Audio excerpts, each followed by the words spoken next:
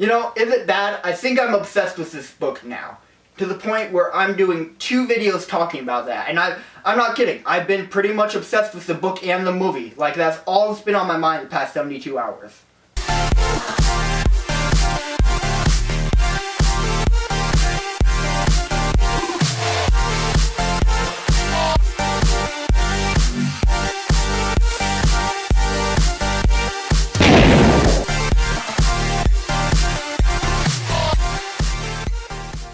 Now, I bet you guys are really wondering, what, Nick? You're making a movie review talking about, you know, PaperTowns doing a spoiler thing when you didn't do a spoiler video for Ant-Man or Jurassic World?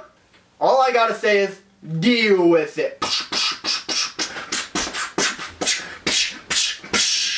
You know, it's not the same without sunglasses. I mean, I can try and do it with my gunners, but it's just not the same. I mean, I couldn't find my sunglasses, I'm sorry.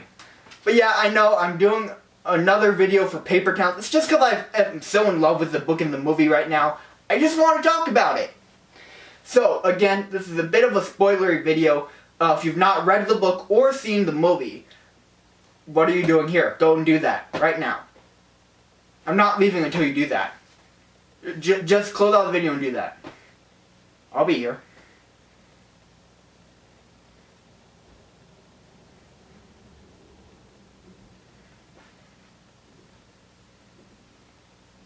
Hey, welcome back! And I know a lot of people, which kind of confused me, I guess I can kind of see it, was the middle of the book where he's, you know, searching through the clues, which they really shortened down and condensed in the movie, which was honestly one of my favorite parts of the book, but I see why they did it, because not many people actually liked that part, because it was kind of boring, just him looking over the same old clues over and over, day after day, and not seeing anything new. But honestly, I loved that part. It was the part when you really got inside Margot's head and his head.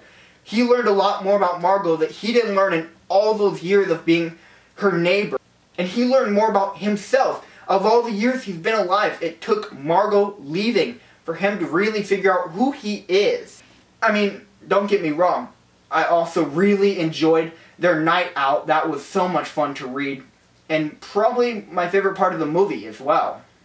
And the part 3, the vessel, when they're in the minivan driving to New York to find Margot. That was also fun. I don't know which I liked better because the book version and the movie version were so different. But I think I like the movie version better. I just wish it was longer like it was in the book.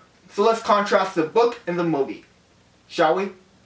So starting with the opening scene, them riding on their bike, and I'm going to be super nitpicky here, I honestly don't really care, I just noticed this.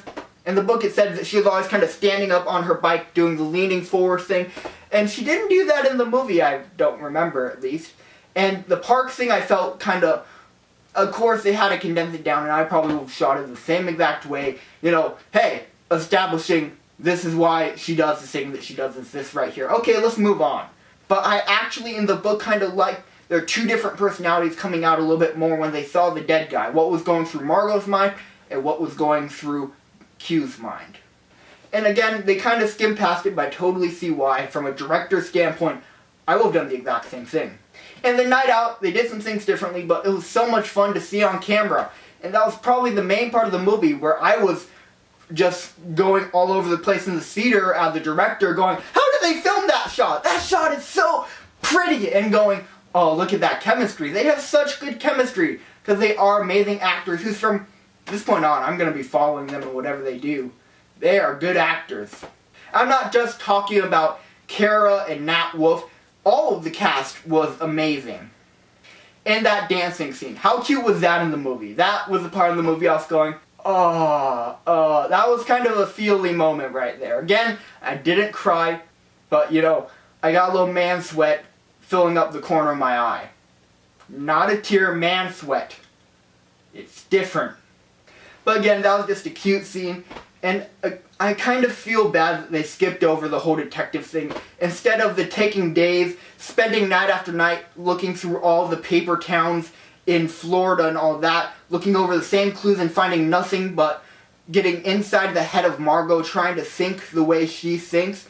They've really skipped over that, which I was kind of bummed, but it kind of worked out timing-wise for the best, but I guess we all have things that we wish were in movies that were in books, right? Now, their timing, I don't know if I like that or not. The whole fact that they were trying to not make it back to go find Margot before she left, but instead they were trying to find Margot before they had to come back for prom. I don't know how I feel about that, which I think I like the book way better with them just skipping graduation to find Margot and get there before she left and was outie. And I think I like the road trip better though with Angela. I don't know why that wasn't in the book. Maybe, you know, John Green didn't think she was a big enough character, but the movie did. I don't really know, but I kind of liked it with her in it. It kind of made a bit more of an interesting dynamic, and I think I liked the movie version of the road trip better overall. I just wish it was longer. And the ending in both the book and the movie, I'm totally split 50-50. I don't know if I like the ending, I don't know if I hate the ending. This is part of why I'm obsessed, is because of the ending. The entire book and the entire movie altogether, I love the crap out of it, except for the ending. It's making me bounce off the walls trying to decide how I feel about it, because I honestly don't. Let's talk about the one side, saying it's a good ending, which it is. It's a good ending. And I mean, it's an ending that if you really think about it, you could have kind of seen coming from the beginning of the book. They're two very different people. Yet, hold on. Wait a second. Are they though? This is part of where I have the problem. The entire book and the entire movie is marketed as a coming of age. He's doing all these new things for the first, becoming what Margot wanted him to be, and that's more of a badass. So he is really changing. He's doing things he never would have done before if it weren't for Margot, which is partly why I have a problem with the ending.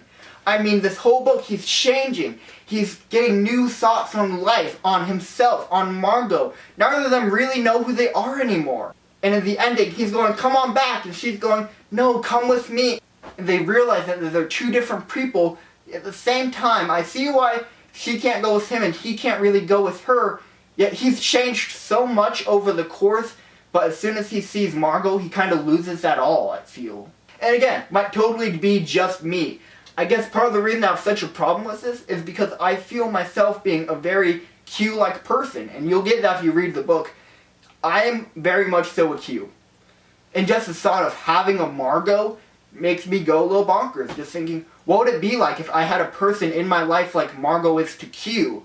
And I know that if I went on this long quest, this long journey, following clue after clue to find her, I wouldn't give her up. And here's another thing that I guess kind of puts me at ease. Even the author himself said the ending is really kind of made up to the reader. Now think about this for the moment. It's very true, and you don't realize that unless you really think about it. The ending is up to you, how you interpret it.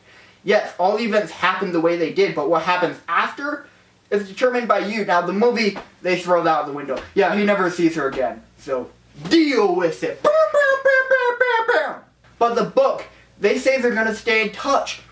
You never know what could happen. Either he goes back home that night, and when he's in bed, she's at his window again, which would be cute, and again, totally up to you as the reader. Or maybe he starts driving home and realizes, I really like her, so after texting and emailing for a few more months, he says, hey, let's meet up. And after that, they go on one more journey together before he goes off to college. Or maybe he stays with her. It's really up to you, and I find that so fascinating. Don't get me wrong, I am begging John Green for a definitive answer if he ends up with Margot. But that's the beautiful thing about books and movies. Sometimes the author can't give you that answer. It's totally up to you. So that's pretty much it for this video. I mean, this isn't a huge blockbuster movie, but I totally think you guys need to go see it. I'm going to go see it for a second time, and I'm already reading the book for my second time. Buying it on Blu-ray, like I said again. And I don't think that you guys will, but if you want more PaperTown videos with me just giving my thoughts, I do a Q&A, whatever, I don't care. Let me know, or if there are any other movies you want me to do, videos where I go back and just talk about things that happened in it, let me know. So with that, thank you guys so much for watching. Please like, favorite, comment, and subscribe. Share this video with all your friends. And I'll see you guys on the next one. Stay classy. Later. Woo!